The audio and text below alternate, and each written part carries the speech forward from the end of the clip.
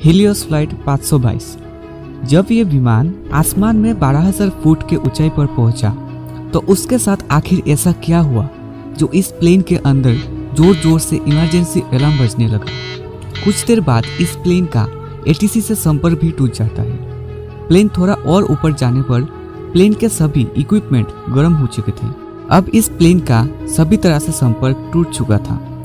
इसके बाद एटीसी के सभी अधिकारी हक्के बक्के रह जाते हैं। प्लेन से किसी भी तरह के संपर्क ना होने पर इसको ढूंढने के लिए एयरफोर्स की मदद ली गई। इस विमान के उड़ान भरने के करीब 2 घंटे बाद F-16 के 2 विमान इस प्लेन को ढूंढने के लिए निकल गए और 20 मिनट के अंदर ही इसको ढूंढ लिया गया।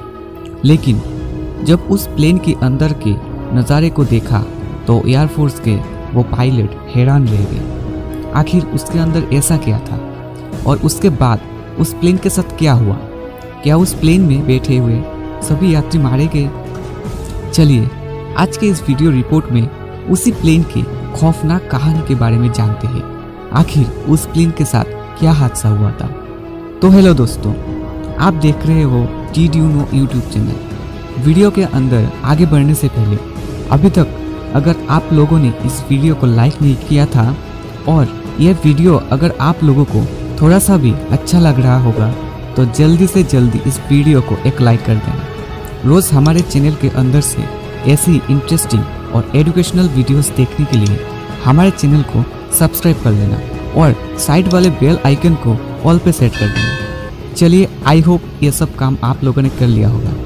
अभी के लिए हम चलते हैं अपनी वीडियो की तरफ। दोस्तों, तारीख थी 14 अगस्त साल 2005 जब हीलियोस फ्लाइट 522 ने साइप्रस के लर्नका एयरपोर्ट से अपनी मंजिल चेक रिपब्लिक के प्राग एयरपोर्ट के लिए उड़ान भरी। लेकिन उस एरोप्लेन का यह सफ़र एक बार में नहीं होना था, क्योंकि उसे ग्रीस के एथेंस एयरपोर्ट में लैंड करना था। रोज़ की तरह 14 अगस्त को भी इस प्लेन ने उड़ान भरी। उस वक्त इसमें कुल 115 यात्री, एक पायलट, एक को पायलट और 4 क्रू मेंबर सफ़र कर रहे थे। उन सभी 121 लोगों में 107 लोग साइप्रस के थे, एक पैसेंजर जर्मनी का था और बाकी के 13 लोग ग्रीस के थे। इस एरोप्लेन की कमान संभाल रहे थे German contract based pilot Hans Jurgen और उनकी उम्र थी 58 साल। दोस्तों, वो कोई नए पायलट नहीं थे, बल्कि उन्हें तो 16,900 घंटे तक प्लेन उड़ाने का अनुभव था। उनके साथ को पायलट थे पेम्बोस चार्लम्बोस, जो 51 साल के थे और उन्हें भी लगभग 7,550 घंटे तक एरोप्लेन उड़ाने का अनुभव था। 14 अगस्त की सुबह इसे 9 बजे उड़ान भरनी थी, लेकिन किसी कारण के लिए 9:07 पर लर्नका एयरपोर्ट से उड़ान भरी। 9:12 पर यानी 5 मिनट बाद ही जब प्लेन तकरीबन 12,000 फुट की ऊंचाई पर पहुंचा, तभी कॉकपिट में बैठे पायलट और को पायलट ने एक अविश्वसनीय घटना देखी। उन्होंने देखा कि अचानक से टेक ऑफ कॉन्फ़िगरेशन अलार्म बजने लगा और उसमें लाइट जलने लगी। यह बात सिर्फ उनके लिए नहीं, सभी क्रू मेंबर्स के लिए भी चौंकाने वाली थी, क्योंकि उस वक्त ये अलार्म नहीं बजना चाहिए था। इस बात ने उन दोनों पायलट को हैरानी में डाल दिया, लेकिन फिर भी उन्होंने इस बात को इग्नोर करने की बजाय इसकी जानकारी एटीसी यानी एयर ट्रैफिक कंट्रोल को देना जरूरी समझा। पायलट्स एटीसी से बात बोल ही रहे थे कि तभी उनके सामने बहुत सारे अलार्म बजने लगे। अब क्योंकि बहुत सारे अलार्म बजने लगे, इसीलिए एटीसी को उनके बात ठीक से समझ नहीं आई और इन सब के बीच में उनका एटीसी से संपर्क टूट गया। इतने में ही उनके मास्टर क्वेश्चन अलार्म भी बजने लगा, जिसका मतलब होता है कि प्लेन के काफ़ी सारे इक्विपमेंट्स और सिस्टम गर्म हो चुके हैं। ये कोई आम बात नहीं थी, क्योंकि एक एरोप्लेन में इक्विपमेंट्स की एयर कंडीशनिंग की अच्छी सप्लाई होती है, जिसके कारण वो इतने जल्दी गर्म नहीं होते। 9:14 पर पायलट ने फिर से एटीसी से संपर्क किया और उन्होंने बताया कि शायद प्लेन में एयर कंडीशनिंग की प्रॉब्लम आ गई है। एटीसी के पायलट के साथ संपर्क सिर्फ 9:20 तक ही रही और उसके बाद वहाँ पर क्या हुआ ये कोई नहीं जानता है। उस वक्त प्लेन लगभग 29,000 फीट की ऊंचाई पर उड़ रहा था। तकरीबन 9:36 पर plane Athens flight information region में एंटर कर गया था।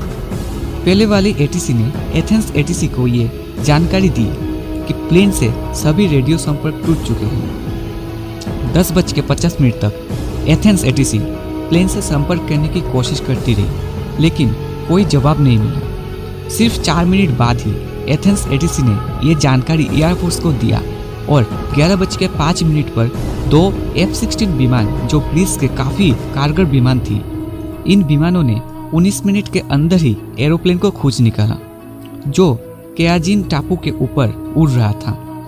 11:32 पर विमानों को उड़ा रहे सैनिकों ने देखा कि पायलट सर नीचे करे शायद बेहोश पड़े हैं। उन्हें यह देखकर काफ़ी हैरानी हुई कि एरोप्लेन के नज़दीक 2 फाइटर जेट्स 15 मिनट से उड़ रहे थे, लेकिन किसी यात्री का ध्यान उन पर नहीं आया। जब उन्होंने पास जाके देखने की कोशिश की तो उन्होंने देखा कि सभी के सभी यात्री बेहोश हैं और उन्होंने ऑक्सीजन मास्क भी लगा रखा है। 11:49 पर उन्होंने देखा कि कॉकपिट में कोई इंसान होश में है और प्लेन की मशीनों को कंट्रोल करने की कोशिश कर रहा है। उनको कुछ समझ में आता उससे पहले ही एरोप्लेन की बाएं इंजन में गर्मी के कारण आग लग जाता है और इसीलिए प्लेन बाएं तरफ झुककर गिरने लगता है। 10 मिनट बाद यानी 12 बजे प्लेन के दूसरे इंजन में भी आग लग जाता है और कुछ ही वक्त में ये ग्रीस के ग्रामटिको पहाड़ी पर क्रैश हो जाती है। प्लेन की इस क्रैश में कोई भी नहीं बचता है।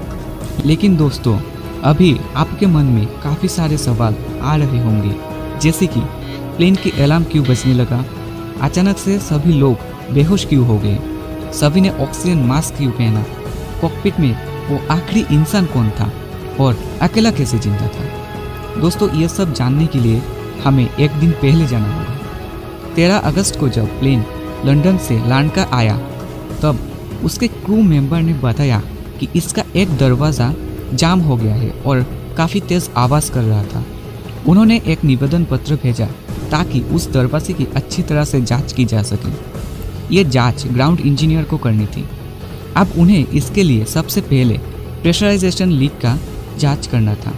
आपकी जानकारी के लिए बता दूं, प्रेशराइजेशन का काम प्लेन में ठंडी, गर्म और घनी हवा बनाए रखना है और शायद क्योंकि प्रेशराइजेशन सिस्टम ज़्यादा ठंडी हवा निकाल रहा था तो उसी की वजह से दरवाज़ा जाम हो गया था।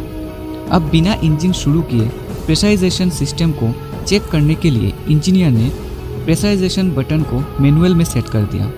अब इससे तो दरवाज़ा की प्रॉब्लम सॉल्व हो गई, लेकिन वो फिर से उस बटन को ऑटोमेटिक में करना भूल गए। दूसरे दिन उड़ान से पहले सभी सिस्टम को 3 बार चेक किया गया, लेकिन किसी ने भी इस बटन पर ध्यान नहीं दिया।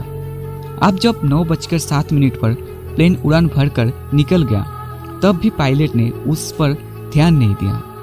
जैसा कि हमने बताया कि जब एयरप्लेन 12,000 फीट के ऊंचाई पर था तब उसका टेक ऑफ कॉन्फ़िगरेशन अलार्म बजने लगा। लेकिन दोस्तों, असल में ये एल्टीट्यूड वार्निंग था जो पायलट को और ऊंचाई पर नहीं जाने का इंडिकेशन दे रहा था। अब क्योंकि टेक ऑफ कॉन्फ़िगरेशन और एल्टीट्यूड अलार्म दोनों की आवाज़ एक जैसा होता है तो पायलट इसमें कॉन्फ्यूज हो गए। कुछ देर बाद मास्टर क्वेश्चन अलार्म भी इसीलिए बज रहा था क्योंकि इतनी ऊंचाई पर एयर प्रेशर बहुत कम हो गया था, जिसकी वजह से प्लेन में लगी सभी पंखों का कोई मतलब नहीं था, क्योंकि जब हवा ही हल्की हो गई थी तो पंखा चाहे कितनी गति से घूमे वो किसी भी इक्विपमेंट को ठंडा नहीं कर पाएंगे। इस तरह जब प्लेन 18,000 फीट की ऊंचाई पर पहुंचा तो वहाँ ऑक्सीजन की लेवल बहुत ज़्यादा कम हो गई और ऑक्सीजन की कमी के कारण यात्री बेहोश होने लगे। तभी यात्रियों के सीट के ऊपर लगा ऑक्सीजन मास्क अपने आप ही गिर गया, जिससे सभी यात्री 3 से 4 मिनट तक और जिंदा रह सके। दोस्तों, ये इमरजेंसी ऑक्सीजन सिस्टम सभी प्लेन में होता है। कॉकपिट में बैठे कैप्टन अभी भी एटीसी से कम्युनिकेट करने की कोशिश कर रहे थे और वहाँ की सिचुएशन की जानकारी दे रहे थे। ग्राउंड इंजीनियर ने तभी पायलट से पूछा कि प्रेशराइजेशन सिस्टम ऑटो मोड पर है ना, लेकिन पायलट को भी अभी चक्कर आ रहे थे उसका दिमाग काम नहीं कर रहा था, इसीलिए शायद उन्होंने इस सवाल को सुना ही नहीं होगा और बोलते रहे कि इसका सॉल्यूशन बताइए। ये आखिरी बात थी जो पायलट से हुई थी। उसके बाद पायलट से संपर्क टूट जाता है। एटीसी ने करीब 20 बार पायलट से संपर्क करने की कोशिश की थी, पर जब प्लेन 34,000 फीट के ऊंचाई पर था तब तक सभी यात्री मर गए थे। शायद 10:45 तक सभी लोगों की मौत हो चुकी थी। दोस्तों, एक ज़रूरी बात, जब पायलट काफ़ी समय तक कोई हलचल नहीं करता तो प्लेन अपने आप ऑटो पायलट मोड पर चलने लगती है और इसीलिए काफ़ी समय तक ये प्लेन एथेंस के ऊपर चक्कर लगाता रहा। अब एक आखिरी सवाल कि वो आखिरी इंसान कौन था जिसे कॉकपिट में देखा गया था। दोस्तों, वो थे फ्लाइट अटेंडेंट एंड्रियास, जो कॉकपिट में जाकर कैप्टन के सीट में बैठकर किसी तरह प्लेन को कंट्रोल करने की कोशिश कर रहे थे। उनके पास यूके कमर्शियल पायलट लाइसेंस तो था, लेकिन उन्हें कोई जानकारी नहीं थी कि कोई बोइंग विमान को कैसे उड़ाया जाता है। उन्होंने जब भी फाइटर प्लेन को देखा तभी मदद के लिए इशारा किया, लेकिन तभी प्लेन के बाएं इंजन खराब हो गया और गिरने लगा और क्रैश होने से पहले ही सभी 121 लोगों की मौत हो चुकी थी। जानकारों का ये कहना है कि एंड्रियास इस बात से अनजान थे कि प्लेन की सभी सिस्टम को कैसे ऑपरेट किया जाए, लेकिन वो किसी तरह प्लेन को दूर लेके गए और प्लेन एथेंस से 40 किलोमीटर दूर एक सुनसान पहाड़ी पर क्रैश हो गया। अगर वो ना रहे होते तो प्लेन्स एथेंस के ऊपर भी क्रैश हो सकता था और मरने वालों की संख्या हजारों में भी हो सकती थी। लेकिन बात यह है कि जब सभी लोग ऑक्सीजन की कमी के कारण मर गए तो एंड्रियास इतनी देर तक कैसे जिंदा रह गए थे। तो दोस्तों, एंड्रियास पहले एक स्कूबा डाइवर थे, जिसकी वजह से उनको लंबे समय तक सांस रोकने की प्रैक्टिस थी और इनकी इसी खूबी ने 14 अगस्त को हजारों लोगों की जान बचा ली। अब दोस्तों, इस घटना को जानकर प्लेन यात्रा से डरने की कोई ज़रूरत नहीं, क्योंकि दोस्तों ये काफ़ी ज़्यादा सेफ होता है। जैसे कि मैंने ऊपर बताया था कि कोई छोटी मोटी गलती हो गई थी, लेकिन आज के समय में ऐसी गलती होना लगभग इम्पॉसिबल है, क्योंकि आज के प्लेन्स काफ़ी मॉडर्न है और इसमें ज़्यादातर काम कंप्यूटर से किया जाता है और ये हमेशा एटीसी के कंट्रोल में रहता है। तो इस घटना को सुनकर अपने मन में प्लेन यात्रा के बारे में कोई गलत चीज़ मत सोचना। तो खैर, कैसा लगा आज का वीडियो प्लीज़ कमेंट में ज़रूर बोलना, और ऐसे ही इंटरेस्टिंग फैक्ट और घटनाओं को जानने के लिए हमारे चैनल को सब्सक्राइब करें और बेल आइकन को ऑल पे सेट कर दें।